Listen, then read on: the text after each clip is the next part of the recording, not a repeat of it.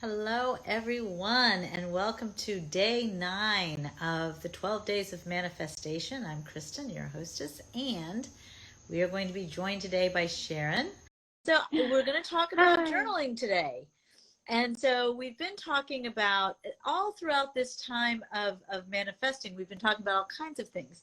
So I want to kind of give an intro, but before I do that, I'd like you, Sharon, to introduce yourself to everybody, tell them a little bit about yourself, and then we'll launch in. My name is Sharon. I have a wellness studio in Boca. Um, Not that that's all about me, but being in service, body work, Reiki, nutrition, all sorts of wellness, body, mind, spirit.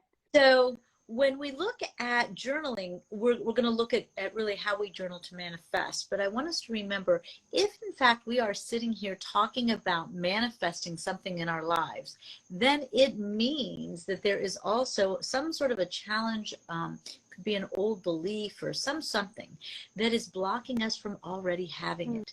So in order to really manifest, we also must be healing. It cannot be one without the other, because we want to know what is causing it to slow down. Why isn't it already here, right? So let's look at journaling, and let's first talk about how we use journaling to manifest. Sharon, how do you use it to manifest?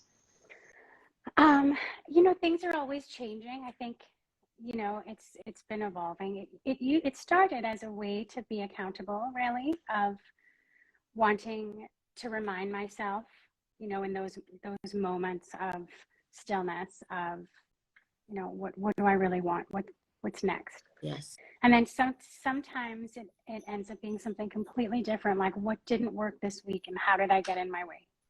Right. And what was the thing that blocked me, right? Right. And made it not work. So I think it's more of getting stuff out of my head so I can sleep and relax sometimes, and just kind of vomiting onto paper sometimes. Yeah. Yeah. So Totally. it's whatever we need, right? Sometimes we need to prioritize, we need to remember and keep ourselves accountable. Sometimes we need to remember this didn't work today and this week, and I don't want to be back at this place. Or I think it can be many things, but Yeah.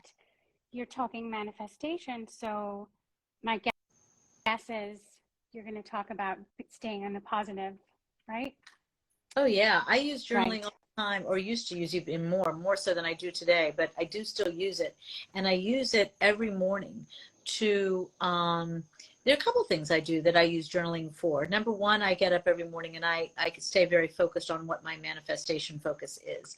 So it might be that I'm just looking at the day and I'm manifesting. And so I started out with gratitude statements that are Mm. built upon what I'm working on manifesting. Then in my office, I usually do I have this imagination, and I open up my computer, because I keep it on the computer at the office because it's easier. And I imagine all of my guides sitting at a big board table, right?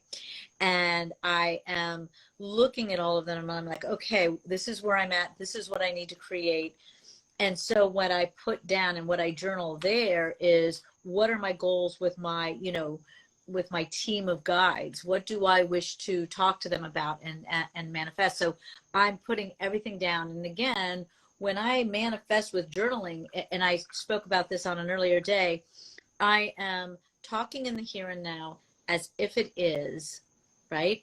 And I'm always throwing gratitude in there, because that just amplifies it. Mm-hmm. When I'm also using the energy of the new morning, then, and as I talked about last night, again, we're amplifying it. So I get to the office pretty early. So usually it's somewhere around, I'm there somewhere around sunrise. So I'll use the energy of sunrise to really boost the amplification of the meeting with my guides, right?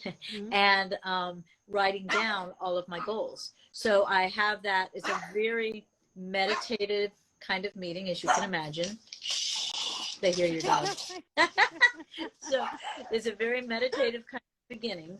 And then from that meditation, I then start to journal and put down everything I need. Sorry, we're going to have a small dog party in the background tonight, I guess. And that's just going to have to be what it is because we can't change it. So, I love that though, because that is very specific for yes, manifestation yes, in the start of the day. yes.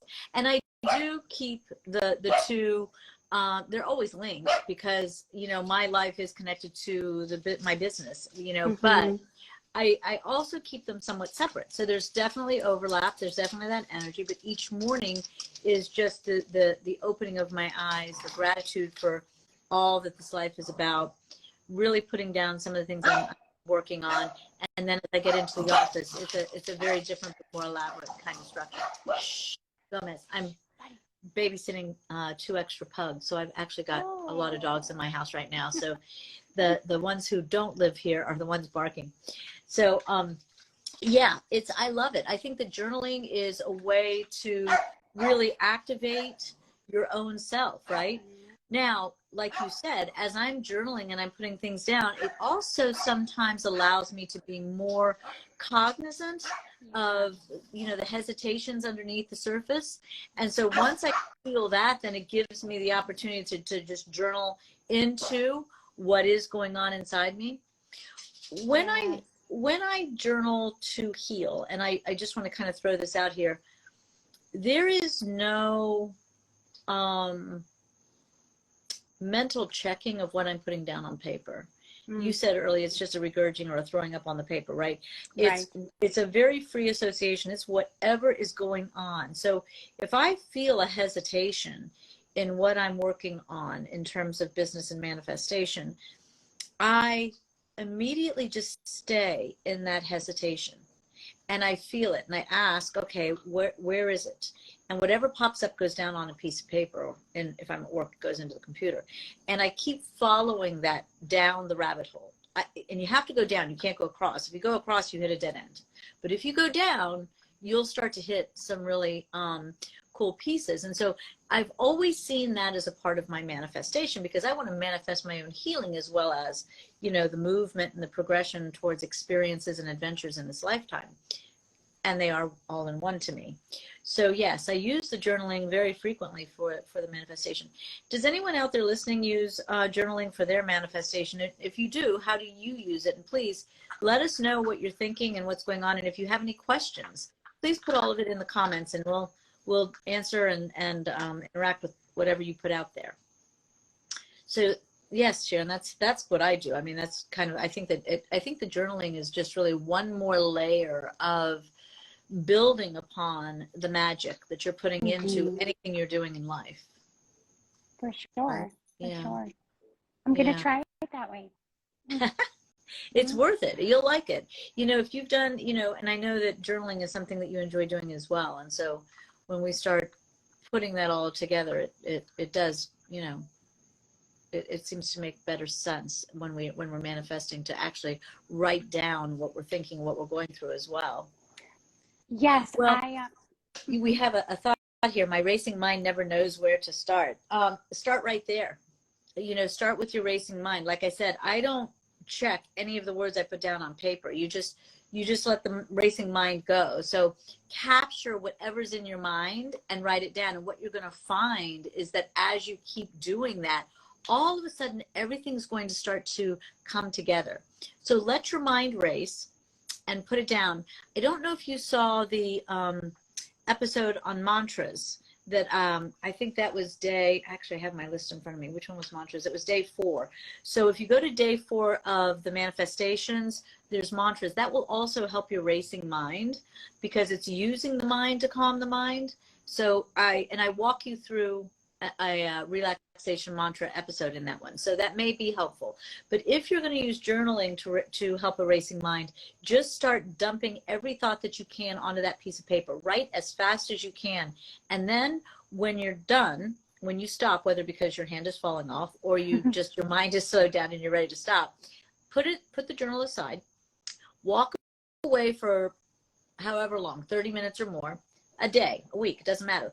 When you come back to your journal entry, reread what you wrote and you will start to see what keeps your mind racing. It will just kind of be illuminated on that page, and you do the process all over again. And every time your mind races, if you start to put that down in the journal, you'll start to see the patterns, and you'll start to see what is causing the racing mind, because there's a fear underneath it all, some sort of old learned worry or fear or concern that is causing the mind to race and to keep going.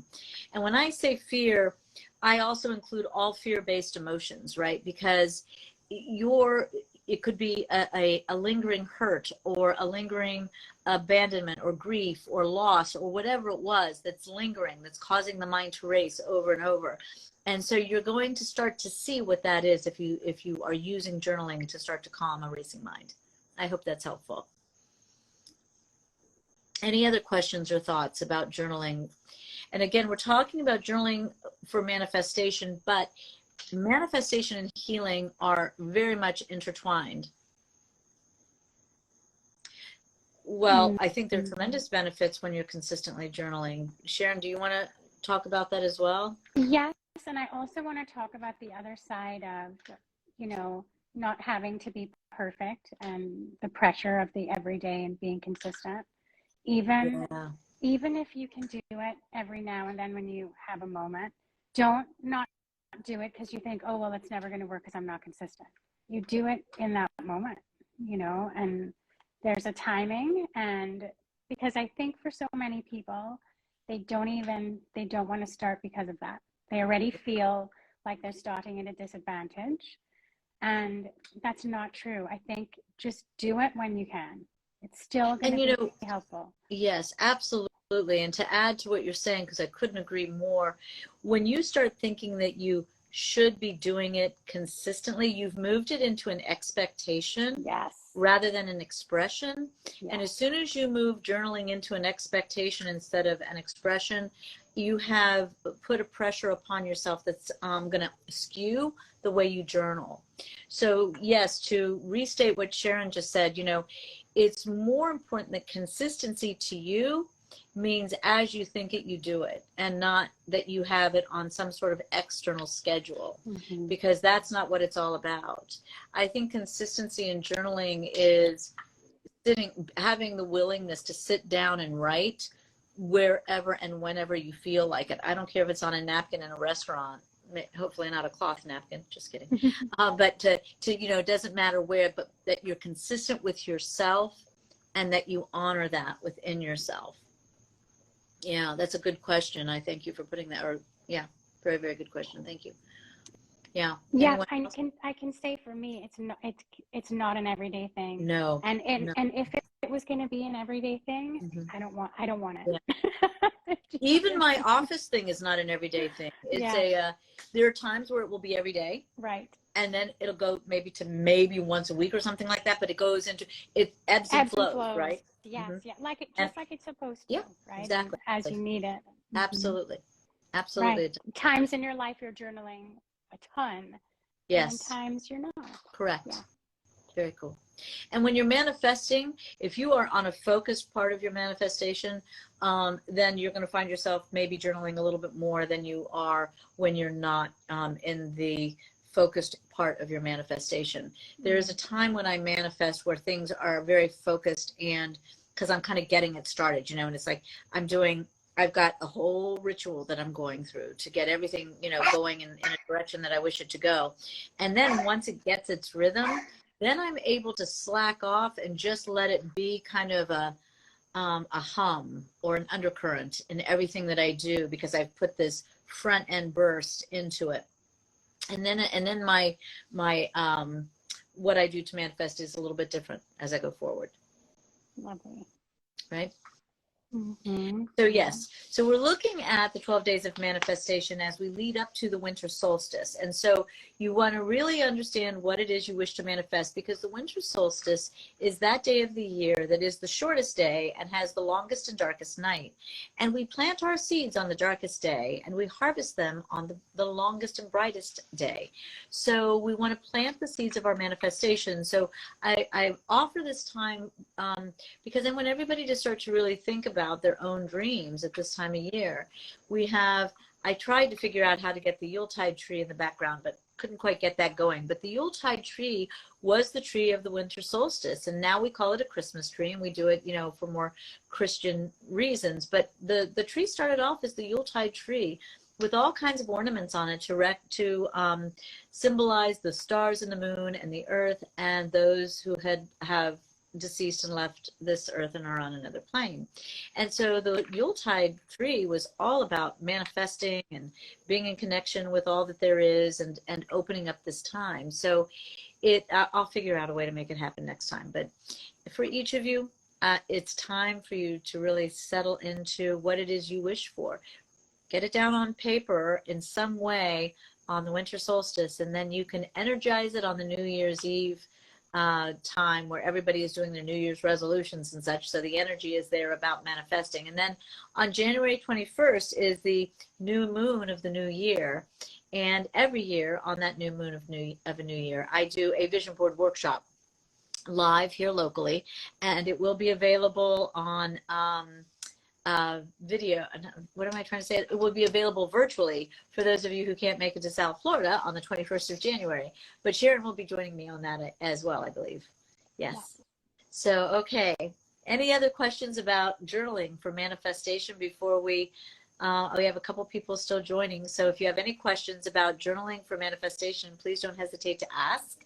We're looking at journaling, again, just to reiterate quickly, whenever we're manifesting, we're also healing, because they go hand in hand.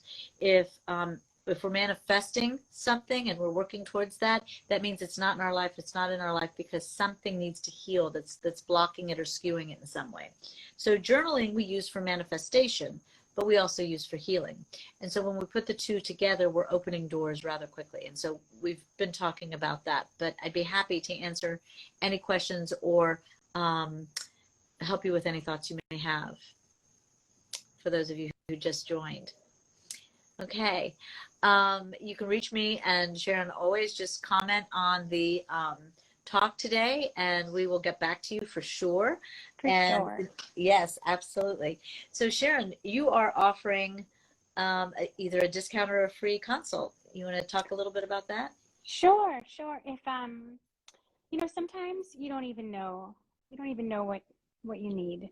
And so by just talking about it, I call it a clarity call, you know, just talking about, you know, where you want to be, where you feel stuck, are you in pain? I mean, so many things, whether you need your energetic body healed, your physical body healed, or, you know, the blend. Sometimes we need something different every time you walk in. So if you purchase a package that allows for body, mind, and spirit healing, all modalities, and so trying a little bit of each, and everybody needs something different. There's no agenda. Some people need all craniosacral for their entire package. Some people need all energy healing. So the clarity call is really about you as an individual and what you need, and me sharing how I could help you or what I think could help. So just contact me and we could have a clarity conversation, clarity call, and offering discounts on any new packages for new clients. Okay. And of course, if you put your email into the comment section, well, you don't want to do that. Put it into, if you send me a DM with your, I can't remember what I'm supposed to say. If you send me a DM with your email, I will send you a mantra book so that you can have a way to build your mantras for your manifestation. So that's what we're each offering for today. I wish all of you a very magical day. And until next time, may the magic be yours. Thank you so much, Sharon, for joining me. Thank you, Kristen. Absolutely. Bye, everyone. Bye, everyone.